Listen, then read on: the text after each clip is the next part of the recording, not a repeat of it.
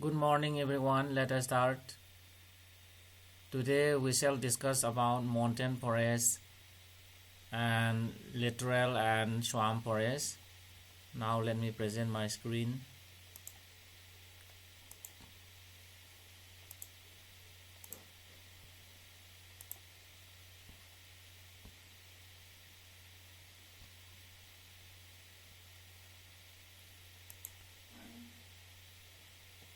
Mountain forests. Remember, we have been learning about different types of forests in India, and now we have mountain forest, that is a mountain forest. And about the areas, let us see this map. Here this dotted one, okay, dotted set represents mountain forest. Here these areas, Ladakh, Jammu and Kashmir, then Uttarakhand area, and here we have Arunachal Pradesh and Sikkim. So these are the areas where mountain forests are occurred. So let us read. In the mountainous areas, the decrease in temperature with increasing altitude leads to a corresponding change in natural vegetation. We know that temperature decreases with increasing height, and because of this there is a corresponding change in the types of natural vegetation. So mountain forests in India can be classified into two types: the northern mountain forest and southern mountain forest. Okay, now we shall read about the northern mountain forest, that is about the Himalayan mountains. So the Himalayan ranges show a succession of vegetation from the tropical to the tundra, which changes with altitude. Okay, so with change in temperature, there is a corresponding change in the types of natural vegetation, and hence the Himalayan mountain, okay, show a succession of vegetation from tropical vegetation, tropical forest, to the tundra type. Okay, and so first we have these deciduous forests. Okay, at the foothill we have deciduous forests. So deciduous forests are found in the foothills of the Himalayas, and it is succeeded by wet temperate type of forest between an altitude of 1000 to 2000 meter. Okay, as on here.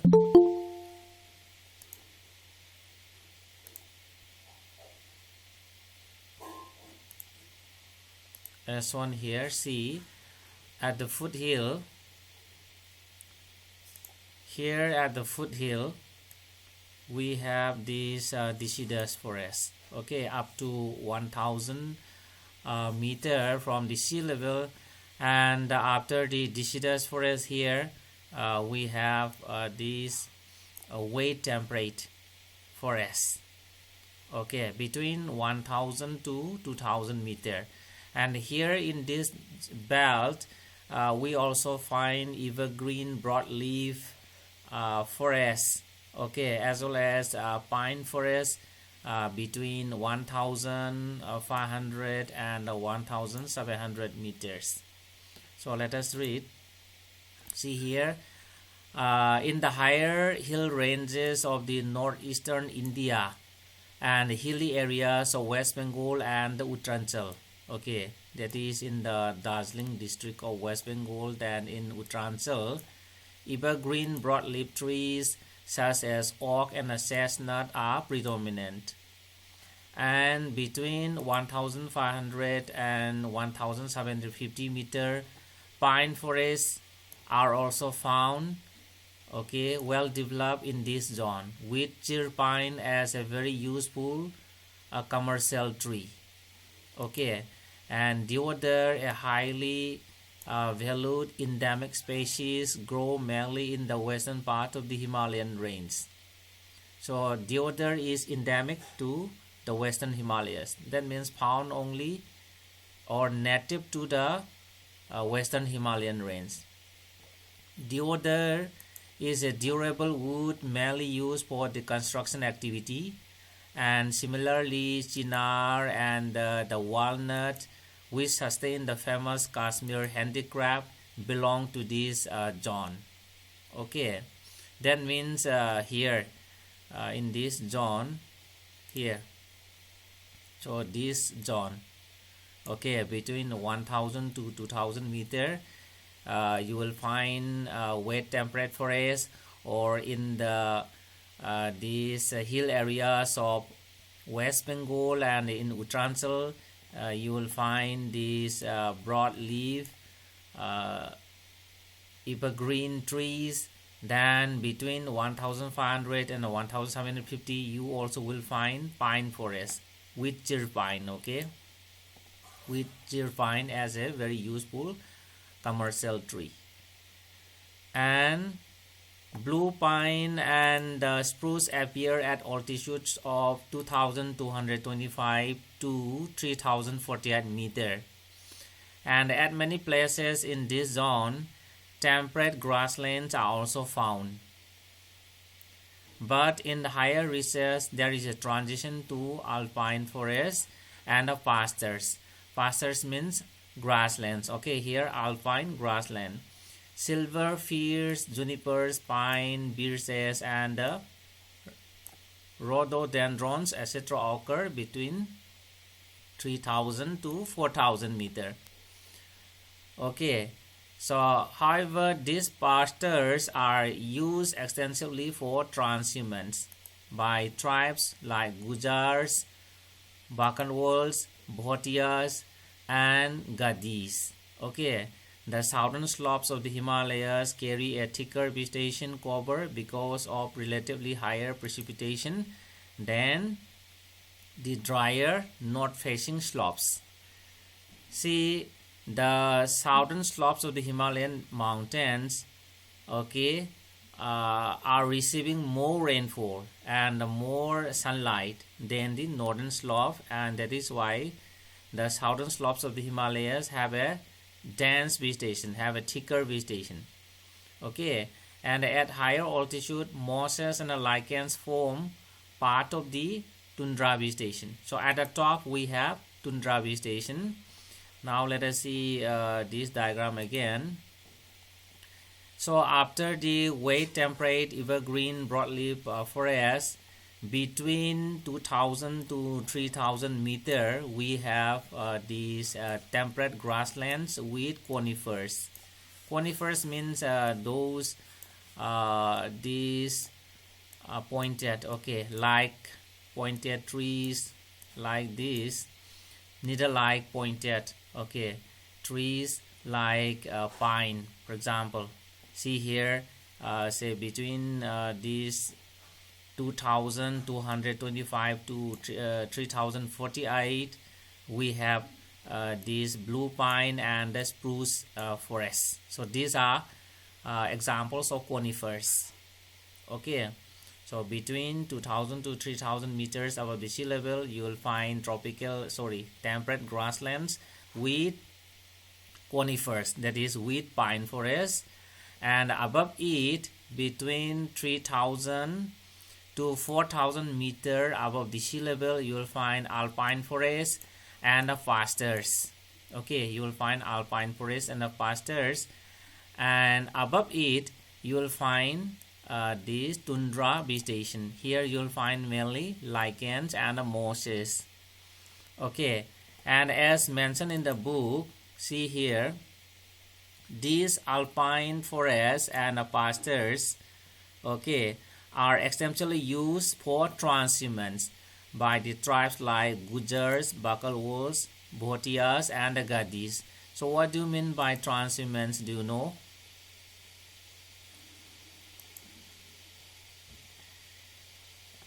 See here we have these alpine pastures here. Okay, let us say here we have these alpine pastures grassland, and what the tribes are doing is that during the summer, okay, during the summer they will climb up the mountain up to here, okay, up to here to graze their animals. And while in the winter season, this slope of the mountain will be covered with snow, and that is why they will move downwards and will graze the animals on the plain areas. So in this way they are migrating, okay, with the animals with the change of the season, and this is known as transhumance, okay. And this is practiced by the tribes mentioned here, like these Gujars, Bakawal, Bhotias, and Gadis, okay. And we have some photographs of this alpine grassland also. So this is a photograph showing alpine grassland, okay. It is known as Bhugyal in Jammu and Kashmir area, okay, and in the Uttarakhand area, okay, Bhugyal, and it is used for grazing. I think you may be seeing animals also grazing on it, okay. So this is alpine grassland. And again we have another, okay, this is alpine scrub, okay, and meadows with grassland. Meadows means grassland. And this photograph has been taken in Uttarakhand, okay, or Uttarakhand. So this photograph also shows alpine shrub, okay. And see at the top, okay, at the top we have a tundra vegetation. And here we have a photograph showing this a typical tundra vegetation, but this is not taken in the Himalayan mountain. Actually it has been taken in Alaska, USA, okay. But I am showing this photograph just to know what these tundra vegetation look like, okay. And here in tundra vegetation you will find mosses and lichens. Mosses, I think you are very much familiar with mosses, but lichens, see here, here we have different types of lichens here, okay. So these are the different types of lichens, see here, okay. And these are grown in the tundra vegetation.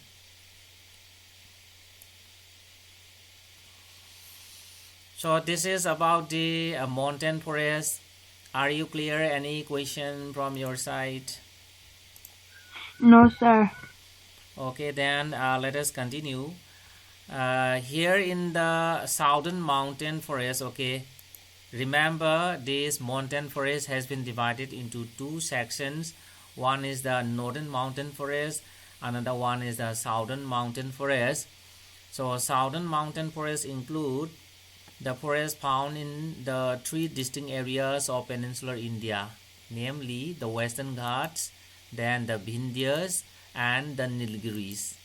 And they are closer to the tropics, okay, then means closer to the equator, and only 1500 meter above the sea level, okay.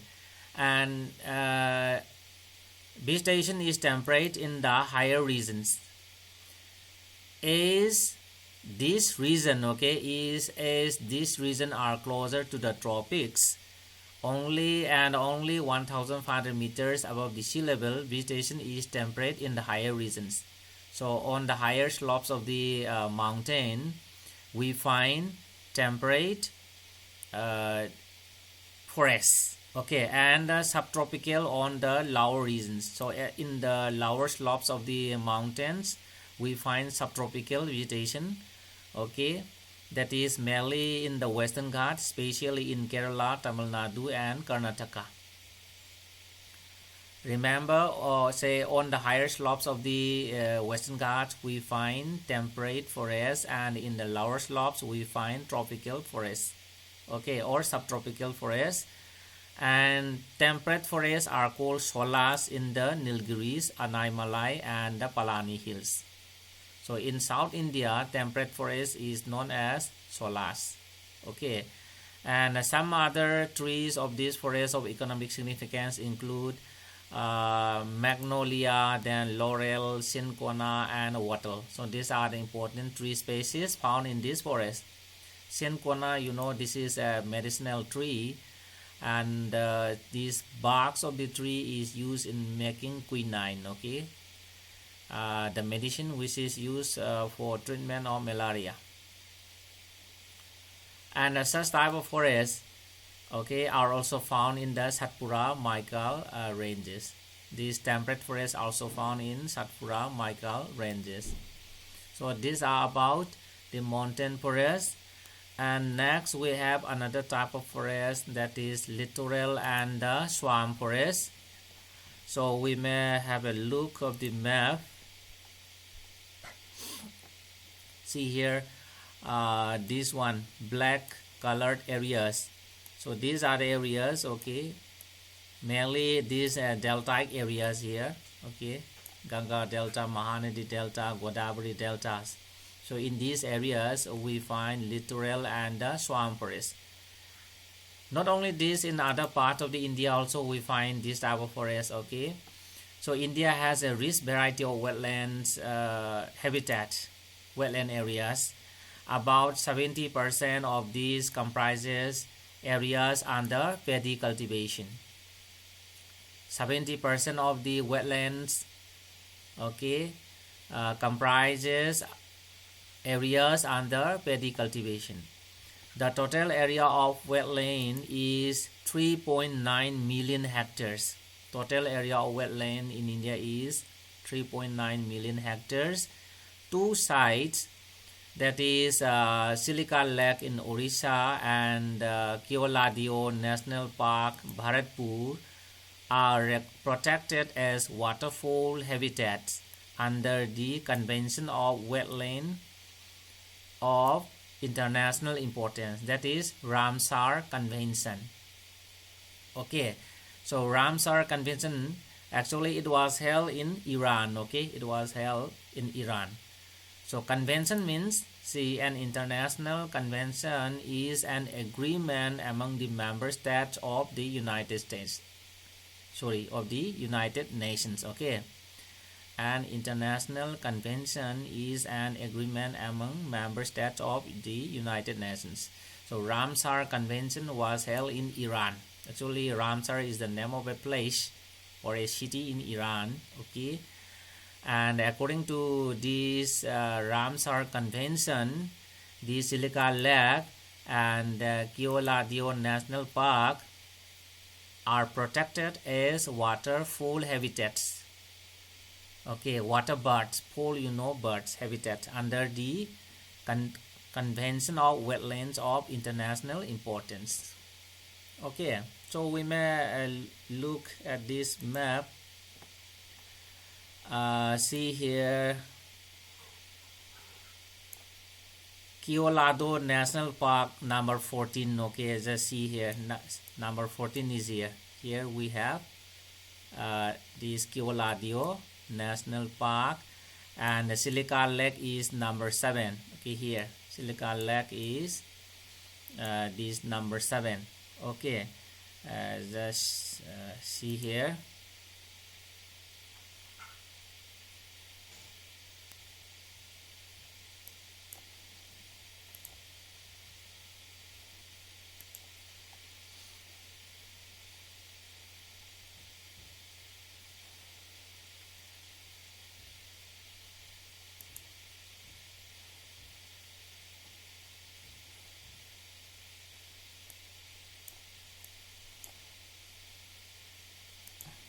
Here Silica is here, okay.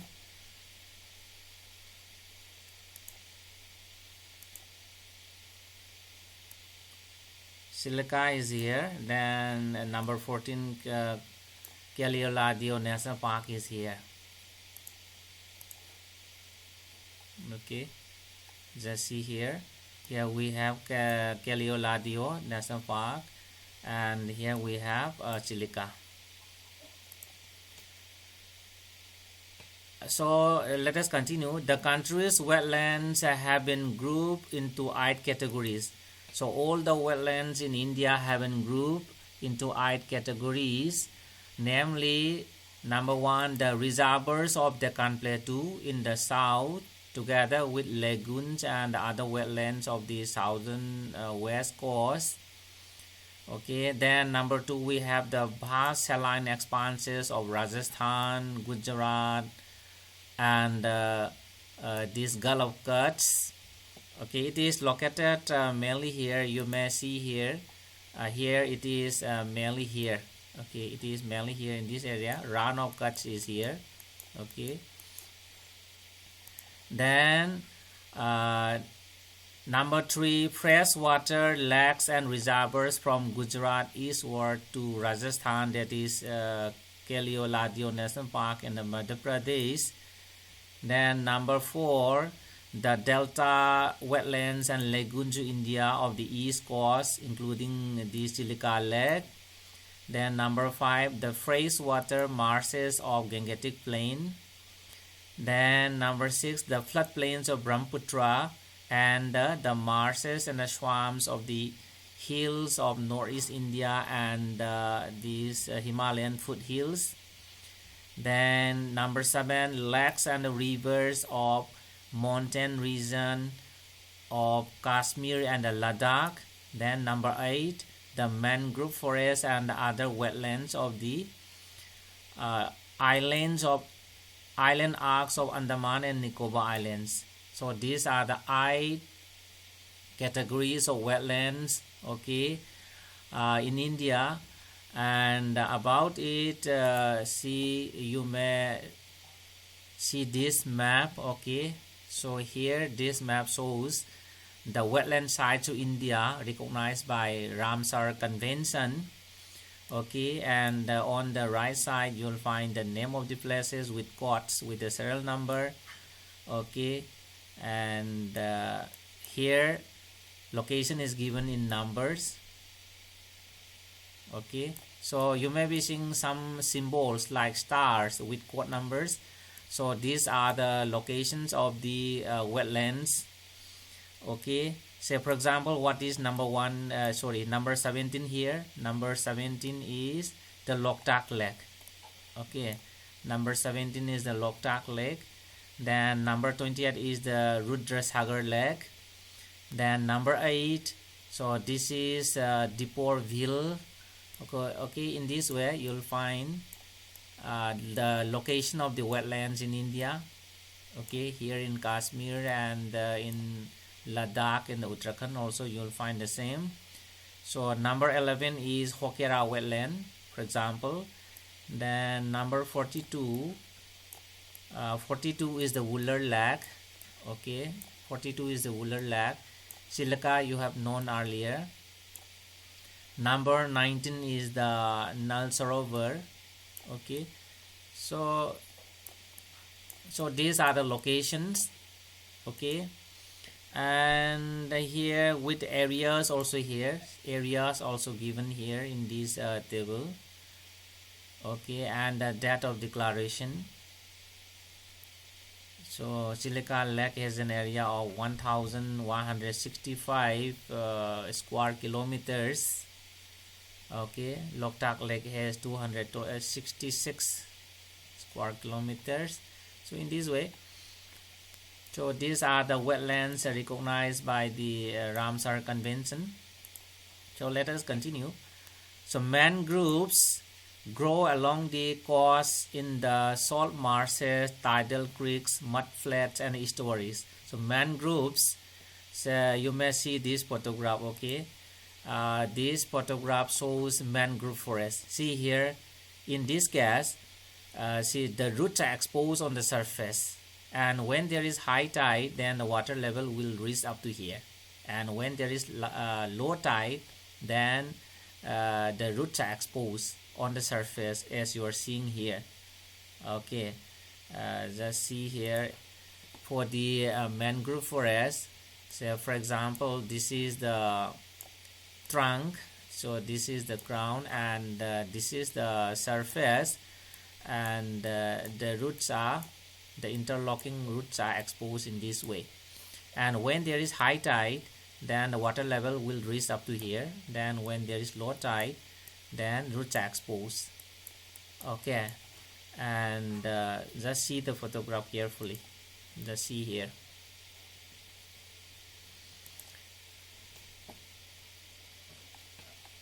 So this mangrove consists of a number of salt-tolerant species of plants crisscrossed by creeks of stagnant water and tidal flows. This forest gives shelter to a wide variety of birds. Okay, so in this forest you will find a variety of birds. Not only birds, insects, different types of insects, including these wild animals. Okay, you'll find. And in India, the mangrove forest spread over 6,740 square kilometer, which is 7% of the world's mangrove forest. So total area under mangrove forest is 6,740 square kilometers. Okay, these are mainly found along the coast, mainly in the deltaic regions, and they are highly developed in the Andaman Nicobar Islands and in the Sundarbans of West Bengal, that is in the Ganga Delta. Other areas of significance are the Mahanadi, the Godavari, and the Krishna Delta. So in these deltas also you will find mangrove forests. So this is about the littoral and the swamp forest. Any question from your side?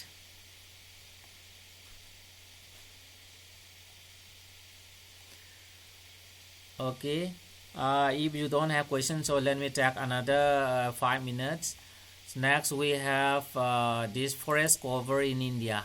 Okay, so according to the state records, the forest area covers 23.28% of the total land area of the country. So total land area of the country is 3.28 million square kilometer. Out of the 3.28 million square kilometers, forest area covers only 23.28%. However, the scientific norm is 33%. Okay, forest area should cover at least 33%, but still we have only 23.28% under forest cover. So it is important to note that the forest area and the actual forest cover are not the same. We have two terms. One is the forest area, okay, then another one is the actual forest cover, and these two terms are not the same. Okay, so the forest area is the area notified and recorded as the forest land irrespective of the existence of trees. Okay, so the forest area is the area notified and recorded as the forest land irrespective of the existence of trees, while the actual forest cover is the area occupied by forest with canopy. See here, this is an area, maybe a state, okay, and the state government, if the state government declares that this area is a forest area, okay, so that is known as forest area. Here this area has been declared as the forest area irrespective of whether trees are growing or not. However, okay, there are still some areas maybe there where trees are actually growing. Let us say in these areas trees are actually growing. So these areas where trees are actually growing is known as actual forest cover. Okay, so this is known as actual forest cover, and the area notified, the area declared by the government is known as the forest area.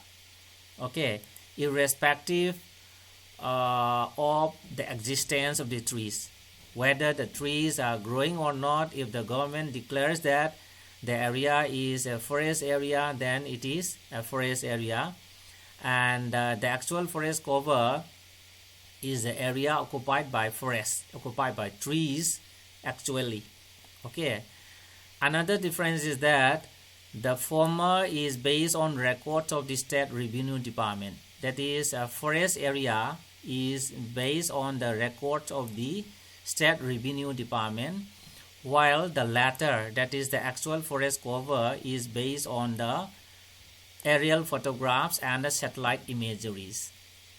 Okay, aerial photograph means photograph taken by aircrafts, and images taken by the satellites. Okay, so according to India State Forest Report 2011, actual forest cover in India is only 21.05%. However, the forest area is 23.28%. Forest area in India is 23.28%, and the actual forest cover is only 21.05%. Of the forest cover, the share of dense and open forest is 12.29 and 8.75% respectively. Okay, and next we have this regional variation of the forest cover and the forest area. Both forest area and the forest cover vary from state to state. Lakshadweep has 0% forest area. Okay, and Andaman and Nicobar Islands have 86.93% of this forest area. And most of the states with less than 10% of the forest area lie in the north and northwestern part of the country. Okay, that is Punjab, Haryana area. Okay, then Rajasthan area. In these states, the forest area is less than 10%. And these areas are Rajasthan, Gujarat, Punjab, Haryana, and Delhi. So in this area, the forest area is less than 10%. And most of the forests in Punjab and Haryana have been cleared for cultivation, and that is why it is less than 10%. States with 10 to 20% forest area are Tamil Nadu and West Bengal. And in peninsular India, okay, the area under forest cover is 20 to 30%. Okay. Then in the northeastern states, the forest area is more than 30% of land under forest. Okay, in the northeastern state have more than 30% of land under forest. Hilly topography and the heavy rainfall are good for the forest growth in these areas, and that is why the forest area is more than 30% of the geographical area. Then there is a lot of variation in the actual forest cover, which ranges from 9.56% in Jammu and Kashmir to 84.01% in Andaman and Nicobar Islands. Okay, so as in the case of the forest area, okay, we find a lot of variation in the spatial variation in the forest area in different parts of India. Likewise, in the case of the actual forest cover also, we find regional variation. So the actual forest cover is the lowest in the in the Union Territory of Jammu and Kashmir, where it is only 9.56%, and the actual forest cover is the highest in the Andaman and Nicobar Islands, that is 84.01%. Okay, and on the basis of the percentage of the actual forest cover, the states of India have been grouped into 4 regions. So those regions are the regions of high concentration, that is more than 40% of the forest cover. Okay, 40% of forest cover of the area. Then number 2, the region of medium concentration, that is 20 to 40%. Okay, then the region of low concentration, 10 to 20%, and the region of very low concentration, that is less than 10% of forest cover. Okay, so you have to read appendix 4 given at the end of this textbook, okay, to get a detailed idea.